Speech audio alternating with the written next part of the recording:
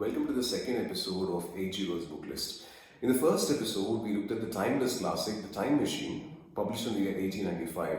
And for the second episode, we have The Island of Dr. Moreau, another timeless classic published in 1896. This book is a narration, a weird and bizarre narration of one Edward Pendrick. Pendrick is on a schooner, a boat in the equatorial region, and due to an accident, he almost dies. But he's rescued by a ship. Of course, the ship has several passengers, and there is one weird group. It is, of course, there is an individual there, Montgomery, whom Edward Pendrick befriends. But apart from Montgomery, if you look at the entire group, they are human beings, but they seem oddly shaped, and along with them, they have several cages, and the cages are filled with exotic animals. You have puma, leopards, crocodiles, everything. The captain of the ship is unable to tolerate the noise and you can say the environment which is created by this group, and he drops them off as soon as he goes to a specific island which is their destination. And he also tells Edward Pendrick that the captain tells him, "I cannot take you any further, just go along with this group." Now, even though he is unwelcome, since he has befriended Montgomery, Edward Pendrick has no other option. But along with this weird group, he gets down in this island.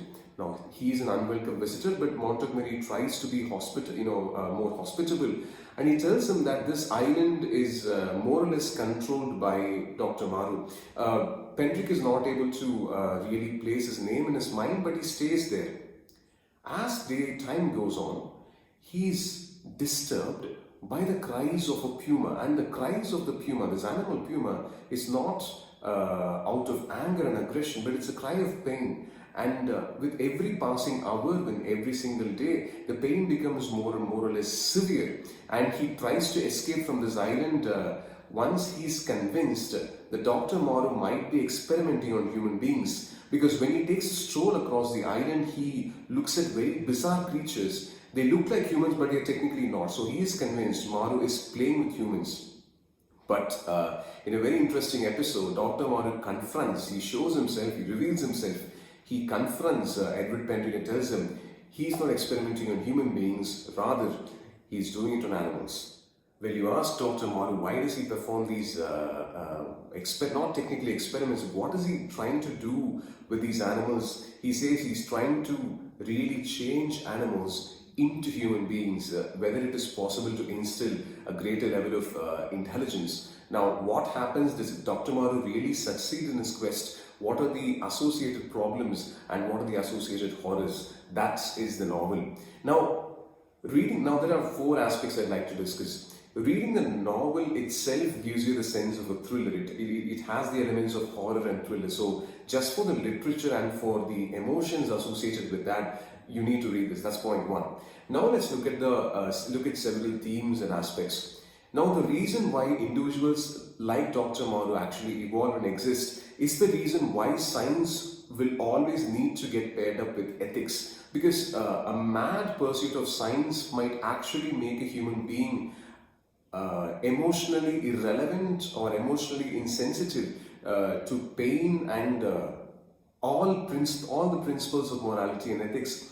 And I've just taken one passage where Dr. Moreau explains why his quest for converting animals to human beings is something legendary. It goes like this. Dr. Moreau speaks himself. "I asked a question, devised some method of obtaining an answer, and got a fresh question. Was this possible or not possible? You cannot imagine what this means to an investigator, what an intellectual passion grows upon him. You cannot imagine the strange, colorless delight of these intellectual desires. The thing before you is no longer an animal, a fellow creature, but a problem. Sympathetic pain, all I know of it as I remember, as a thing I used to suffer from years ago. It was the one thing I wanted, to find out the extreme limit of plasticity in a living shape." And look at this sentence. "The study of nature makes a man at last as remorseless as nature." So that's one thing regarding the mindless pursuit of science and reason without ethics. Second is, so that's the second one. And third one is regarding the metaphorical background to the story. Now, this is one possible interpretation with reference to the novel. Look at the year again, published in 1896, a time when European nations have colonized most parts of, or almost they finished the colonization of Africa and Asia. So maybe the Dr. Moreau might be a representative of this European modernization in science, and the animals could be a representation of the individuals living in the continents of Asia and Africa. If you look back to how Europeans had an idea in 1896, they felt it was white man's burden. So there is a certain level of racism there, that all the African and Asian cultures really do not sit on par with Europeans, and then it is Europeans. It is the duty of the West to really instill scientific knowledge and reason to those societies which were living in Asia and Africa. Now today you'll have a very strong rebuttal for this level of you can say a type of not technically racist scientific literature, but maybe if you use a metaphor like that, you can have strong rebuttals, because we know, even if you take India, only later there is the excavation of Indus Valley civilization in 1929, not just in South Asia, but civilizations in China, and we have rebuttals to say that civilizations existed, languages existed, and methods of administration existed long before, several regions in Europe. But when he wrote the novel, that could have been one metaphor through which author H.G. Wells could have seen this. And coming to the last part, which is more relevant right now, let's talk about contemporary relevance of the novel. It is about the question of experimenting on animals. Of course, we do. The primary reason being testing medications, for example. Even you take the last 2 years, before you go for human trials, any vaccine you want to develop, any medicine you want to develop, there is always this animal trial. We want to make sure that it is at least not showing negative results on animals before you move to human beings. So that's one theme.